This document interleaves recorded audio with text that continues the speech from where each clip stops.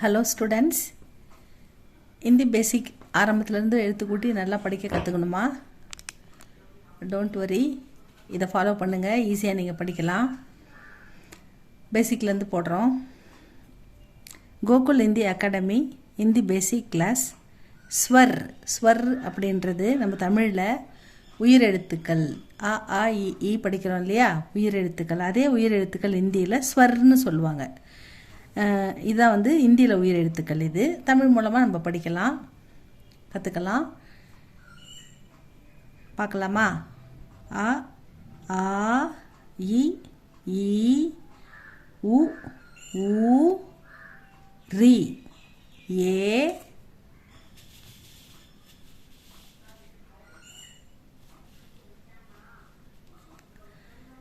ஐ ஓ ஔ அம் அஹ. அவ்வளோதான் ஸ்டூடெண்ட்ஸ். இதில் என்ன எப்படி பார்க்கணுன்னா, பேசிக்லேருந்து குழந்தைங்க எழுத போகிறாங்கன்னு வச்சுக்கோங்க. அப்போ என்ன செய்யணும், நம்ம இதை எழுதி கொடுக்கும்போது அவங்களுக்கு நோட்டில் இந்த கேப் இருக்குது பாருங்கள், ஆக்கு பக்கத்தில் இந்த கேப் கண்டிப்பாக இருக்கணும். பசங்க வந்து இப்படி போட்டுட்டு ஃபுல்லாக போட்டுருவாங்க. அது போடக்கூடாது, இப்படி கேப் விட்டு போடணும்னு சொல்லி தரணும். அதே மாதிரி இது மாதிரி போட்டு இதுக்கப்புறம் இந்த ஆக்கு ஆன்றதுக்கு இது மாதிரி துணைக்கால் போடுவோம்ல தமிழில், அதில் இது துணைக்கால் மாதிரி இருக்குது. இது ஒரு எக்ஸ்ட்ரா போட்டால் அது ஆ அப்படின்னு படிக்கணும்னு சொல்லி தரணும். ஆ ஆ ஈ வந்து மேலே ஒரு சின்ன குறி இப்படி போட்டாக்கா அது ஈ அப்படின்னு சொல்லி தரணும். ஊ வந்து எந்த குறியும் வராமல் வரும். ஊ வந்து ஒரு சின்ன குறி வரும். இது ஊ, இது ஊ. இதை ரீ நிறைய வாட்டி எழுதி எழுதி பார்க்கணும். ரீ ஏ ஏ ஏ தமிழில் அது கிடையாது, ஏ மட்டும்தான். ஏல ஒரு சின்ன கோடு போட்டால் மேலே அது வந்து ஐ அப்படின்னு படிக்கணும். ஆ போட்டு ஒரு கீழே ஒரு கோடு மேலே ஒரு கோடு போட்டால் அது ஓன்னு படிக்கணும். அதே ஆ போட்டு கீழே ஒரு கோடு மேலே 2 கோடு போட்டால் அது அவுன்னு படிக்கணும். ஏன்னா ஏ ஏ ஏ அப்படி கிடையாது, ஓ ஓ அது கிடையாது, ஒரு ஏ அதோட ஐ ஓ அது மட்டும்தான். அவு அம்மக. ஆ போட்டு மேலே புள்ளி வச்சா அம்முன்னு படிக்கணும். ஆ போட்டு சைடில் புள்ளி வச்சா அகன்னு படிக்கணும். அவ்வளோதான்.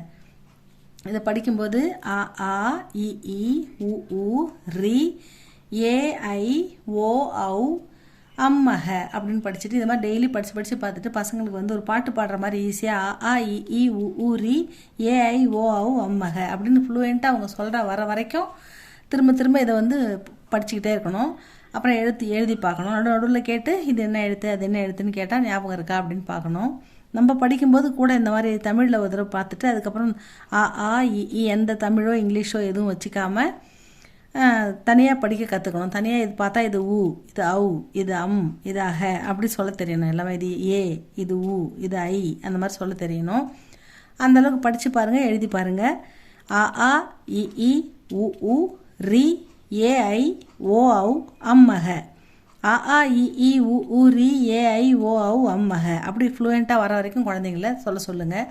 ஃபாஸ்ட்டாக சொல்லணும் அப்படின்னு சொல்லி ஃபாஸ்ட் ரீடிங் கற்றுக் கொடுங்க.